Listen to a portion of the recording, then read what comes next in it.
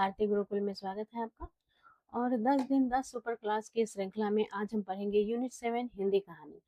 तो जैसा कि आपको मालूम है कि आपके सिलेबस में हिंदी कहानी यूनिट 7 में टोटल 21 कहानियां लगी हुई हैं और उन सभी कहानियों से प्रश्न आते ही हैं। कहानी की भूमिकाओं से प्रश्न आते हैं, पात्रों से प्रश्न पूछे जाते हैं, लेखक जो कहानी के लेखक है उनकी रचनाओं से, उनकी कृतियों से प्रश्न पूछे जाते हैं। तो ये एक अच्छा यूनिट है, एक बहुत ही इम्पोर्टेंट यूनिट है। इसको आप अगर अच्छे से सारी कहानियां पढ़ लेते हैं तो फिर आपका एग्जाम में काफ़ी नंबर आप स्कोर कर सकते हैं। मैंने अपने प्रोफाइल पर हिंदी कहानी नाम से एक प्लेलिस्ट बनाया है और वहाँ मैंने टोटल 21 कहानियों को अच्छे से पढ़ाया है एग्ज़ाम के नज़रिए से। उसमें एमसीक्यू भी है, तो उसको आप उस प्लेलिस्ट को सेव कर लीजिएगा और उसको पूरा रिवीजन जरूर कर लीजिएगा एग्ज़ाम में जाने से पहले, क्योंकि कहानियों से बहुत ज़्यादा प्रश्न पूछे जाते हैं। चलिए हम आज फिर इसमें सुपर क्लास में 50 एमसीक्यू और पीवाईक्यू जो है उसको मिला करके बनाया है मैंने क्लास। और आइए चलिए देखते हैं। एक कॉपी पेन लेकर के आप जरूर बैठिएगा ताकि आप ये देख सकें कि कितने प्रश्न आपके सही हुए हैं, और मुझे उसके बाद कमेंट में भी जरूर बताइएगा कि आपके कितने प्रश्न सही हो रहे हैं। पिछली क्लास कैसी थी ये भी मुझे जरूर बताइएगा। आप लोग मेरा वीडियो कहाँ से देखते हैं, किस शहर से, ये भी जरूर कमेंट करके बताइएगा। पहला प्रश्न है, अपना अपना भाग्य कहानी के लेखक कौन है? 4 ऑप्शन है, प्रेमचंद, अज्ञे, जैनेन्द्र कुमार, निर्मल वर्मा। सही उत्तर है जैनेन्द्र कुमार। मैं आपका ज़्यादा टाइम नहीं लूँगी, बहुत ही जल्दी जल्दी हम लोग क्लास करेंगे क्योंकि मुझे पता है आप लोगों के पास समय बहुत कम है। 29 तारीख को फर्स्ट शिफ्ट में ही एग्ज़ाम है और अभी का जो समय है जितना हो सके सेल्फ स्टडी और रिविज़न का टाइम है। तो ज़्यादा मोबाइल पर भी आप लोग मत रहिएगा, जितना हो सके कम से कम देखिएगा। बहुत ज़्यादा देखने से कन्फ्यूज़न भी हो जाता है। तो चलिए जल्दी जल्दी देखते हैं क्लास। और कॉन्सेप्ट वाली क्लास को अभी बिल्कुल मत देखिएगा, जितना हो सके एमसीक्यू और मॉक टेस्ट ही कीजिएगा। दूसरा प्रश्न है, अपना अपना भाग्य कहानी की घटना किस शहर की भयंकर सर्दी से प्रारंभ होती है? तो सही उत्तर होगा इसका नैनीताल। अपना अपना भाग्य कहानी में ठंड और भूख से मरने वाले गरीब बालक की उम्र कितनी बताई गई है? 4 ऑप्शन दिए गए हैं, 8-9 साल, 10-11 साल, 12-13 साल या 14-15 साल। तो सही उत्तर है 10-11 साल। मर गया तो क्या अपना अपना भाग्य, यह संवाद समाज की किस मानसिकता पर तीखा व्यंग है?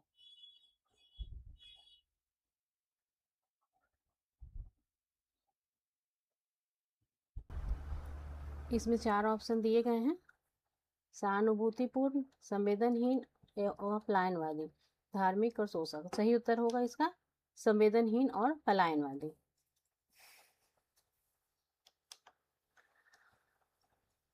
अपना अपना भाग्य कहानी का मुख्य विषय क्या है? 4 ऑप्शन है यहाँ पे, स्वतंत्रता संग्राम, नारी विमर्श, सामाजिक विषमता, अमीर वर्ग की संवेदनहीनता और बाल विवाह। सही उत्तर है सामाजिक विषमता और अमीर वर्ग की संवेदनहीनता। ईदगाह कहानी के मुख्य पात्र हामिद की दादी का क्या नाम है?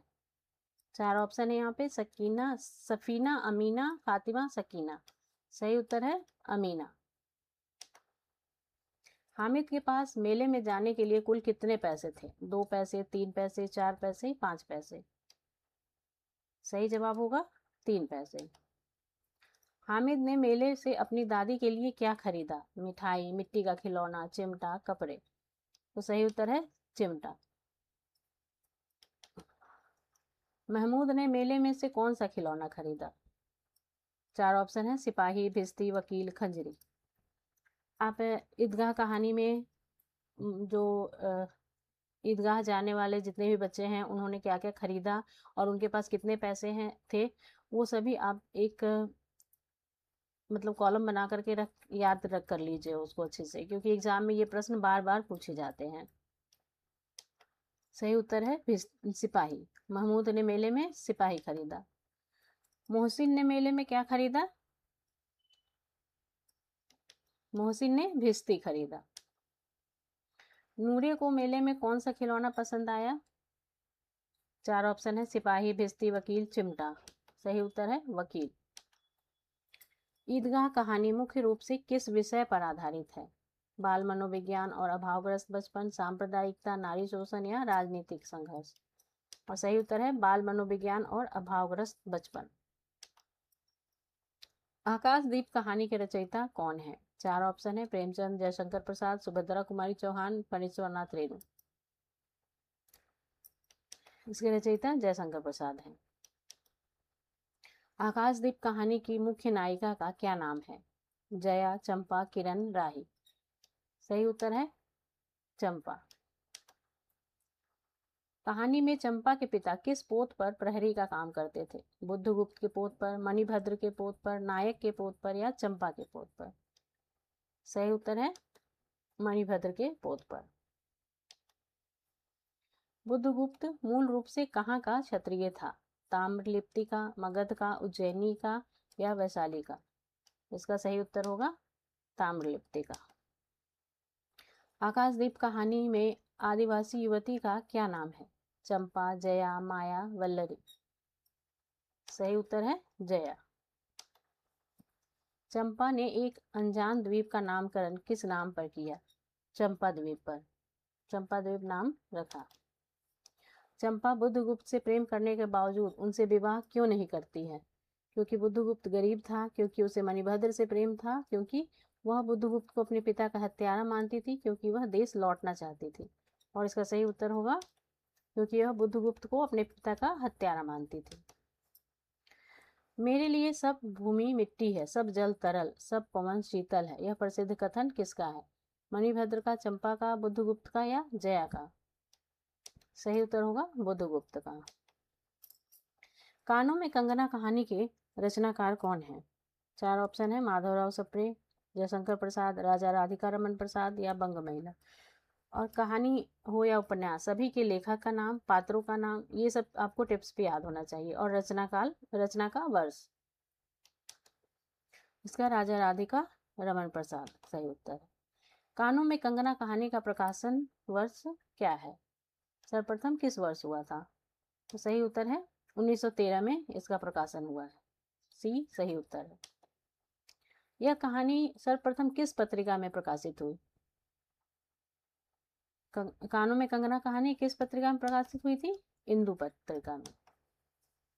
कानों में कंगना कहानी का नायक और कथावाचक कौन है? 4 ऑप्शन है, योगेश्वर, नरेंद्र, मोहन और गोधन। तो सही उत्तर है नरेंद्र। नरेंद्र ही कहानी का नायक भी है और कथावाचक भी है। कहानी की नायिका और योगेश्वर की पुत्री का नाम क्या है? किरण, मालती, चुन्नी, राही। तो उसका नाम है किरण। इस कहानी में वासना और प्रेम में भेद मुख्य रूप से किसके माध्यम से स्पष्ट किया गया है? 4 ऑप्शन है, गुरु और शिष्य, पत्नी और वेश्या, प्रकृति और शहर, अमीर और गरीब। तो सही उत्तर है पत्नी और किन्नरी। दुनिया का सबसे अनमोल रतन कहानी के मुख्य पात्र कौन है? 4 ऑप्शन है, हामिद और अमीना, बुद्धगुप्त और चंपा, दिलफिगार और दिलफरेब, नरेंद्र और किरण। सही उत्तर है दिलफिगार और दिलफरेब। दिलफरेब के आदेश पर दिलफिगार पहली बार दुनिया की सबसे अनमोल चीज के रूप में क्या लेकर गया? 4 ऑप्शन है यहाँ पे, एक काले चोर की आंख से टपका पश्चाताप का आंसू, सती की राख, आबे हयात या कोहिनूर। तो सही उत्तर है एक काले चोर की आंख से टपका पश्चाताप का आंसू। ए सही उत्तर है। दिलफिगार दूसरी बार अपनी प्रेमिका के लिए क्या लेकर गया? हीरे मोती, एक सती की चिता की मुट्ठी भर राख, समंदर का गीत या वीर की तलवार? क्या लेकर गया था? एक सती की चिता की मुट्ठी भर राख। कहानी के अंत में दुनिया का सबसे अनमोल रतन क्या साबित होता है? प्रेमी का हृदय, काले चोर का आंसू, वतन की हिफाजत में गिरा खून का आखिरी कतरा या सती की राख? सही उत्तर है वतन की हिफाजत में गिरा खून का आखिरी कतरा। और एग्जाम में इसको एक सीक्वेंस में भी पूछा जाता है, तो आप इसका सीक्वेंस भी याद रखिएगा। सबसे पहले काले चोर का पश्चाताप का आंसू, दूसरे नंबर पे ये सती की चिता की राख और तीसरे नंबर पे लेके जाता है वतन की हिफाजत में गिरा खून का आखिरी कतरा। और वही है दुनिया का सबसे अनमोल रतन। यह कहानी जो है वो प्रेमचंद के किस प्रतिबंधित कहानी संग्रह का हिस्सा मानी जाती है? 4 ऑप्शन है, मानसरोवर, सोजे वतन, गुप्तधन या कफन। तो सही उत्तर होगा सोजे वतन। सोजे वतन कहानी संग्रह को प्रतिबंधित कर दिया था अंग्रेजों ने। परिंदे कहानी के रचयिता कौन है? 4 ऑप्शन है, कमलेश्वर, अज्ञेय, निर्मल वर्मा या ज्ञान रंजन। और इसका सही उत्तर है निर्मल वर्मा। निर्मल वर्मा परिंदे कहानी के रचयिता है। आलोचक नामवर सिंह ने किस कहानी को नई कहानी की प्रथम कृति माना है? तो इसका सही उत्तर है परिंदे।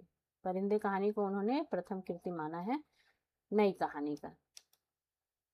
परिंदे कहानी की केंद्रीय पात्र कौन है जो कन्या छात्रावास की वार्डन है? तो इसके जो केंद्रीय पात्र है वो लतिका है। सही उत्तर लतिका होगा। लतिका के दिवंगत प्रेमी का नाम क्या था? Major Girish Negi. Convent school में उस संगीत शिक्षक का क्या नाम है जो लतिका से प्रेम करता है? 4 option, doctor Mukherjee, mister Hubert, Karimuddin या फादर एलमंड।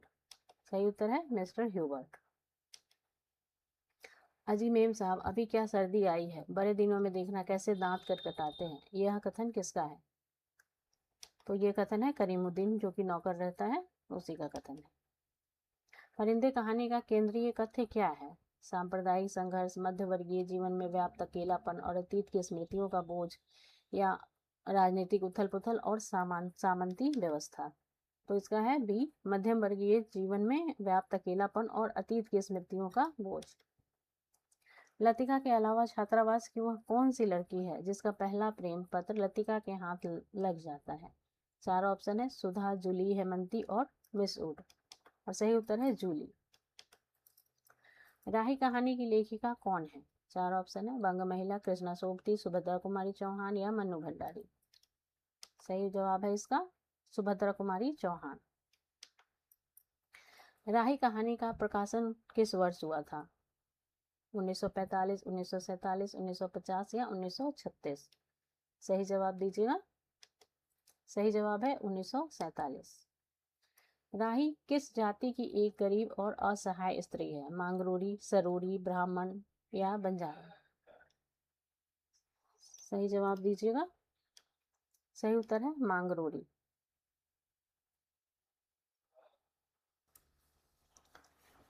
सही जवाब है इसका मांगरोली। मांगरोली सही उत्तर है। राही को जेल में क्यों डाला गया था? हत्या के आरोप में, 5 सेर अनाज की गठरी चुराने के जुर्म में, डकैती में, स्वतंत्रता आंदोलन में। किस लिए जेल में डाला गया था? राही को, ये याद रखिएगा, राही को क्यों जेल में डाला गया? तो राही को 5 सेर अनाज की गठरी चुराने के जुर्म में जेल में डाला गया था। बी ऑप्शन सही है। अनीता, जो कि संपन्न वर्ग से थी और स्वतंत्रता आंदोलन के कारण जेल आई थी, उसे कौन सी क्लास में रखा गया था? ए क्लास, बी क्लास, सी क्लास या डी क्लास। सही उत्तर है बी क्लास। राही के पति को पुलिस वालों ने किस चालान में फंसाकर सजा दिलाई थी जहां उसकी मृत्यु हो गई थी? 109 का चालान, 115 का चालान, 225 का चालान या 420 का चालान। उसको 109 का चालान सही उत्तर है। राही के अनुसार उसकी जाति को मजदूरी क्यों नहीं मिलती? क्योंकि वे कामचोर थे, क्योंकि वे मांग कर खाते थे, क्योंकि समाज उन्हें काम नहीं देता, वे अमीर थे, वे बीमार थे। तो उनकी जाति का नाम ही मांगरोरी था, वो मांग कर खाते थे और इसीलिए समाज में उन्हें काम नहीं दिया जाता था। राही कहानी के अनुसार वास्तविक देशभक्ति क्या है? सिर्फ जेल जाना, समाज के गरीब और असहाय लोगों के उत्थान के लिए कार्य करना, भाषण देना या अमीर बनना। तो इसका सही उत्तर है समाज के गरीब और असहाय लोगों के उत्थान के लिए कार्य करना ही वास्तविक देशभक्ति है। फणीश्वर नाथ रेणु की मारे गए गुलफाम कहानी का अन्य नाम क्या है? लाल पान की बेगम, पंचलाइट, तीसरी कसम या रसप्रिया। मारे गए गुलफाम का एक और नाम है तीसरी कसम। एक टोकरी भर मिट्टी कहानी के लेखक कौन है? माधवराव सप्रे, मुंशी प्रेमचंद, बाल मुकुंद गुप्त या रामचंद्र सतु। सही जवाब दीजिएगा क्या है? सही उत्तर है माधवराव सप्रे। और ये आपका आखिरी प्रश्न है।